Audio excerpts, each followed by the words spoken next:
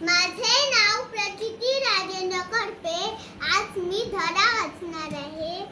हा पहा बाळ, हा आमचा बाळ, लहान बाळ, छान छान बाळ. आमचा बाळ शाणा, बाळो बसला पाटावर, साखर भात हातावर. बाळ साखर भात खात, मग दादा जवळ बस, आजचा धडा वाच, छान छान अक्षर काढ. काका काका या, माझा थाट पहा, हात पहा, पाय पहा, नाक पहा, कान पहा, साफ साफ छान छान.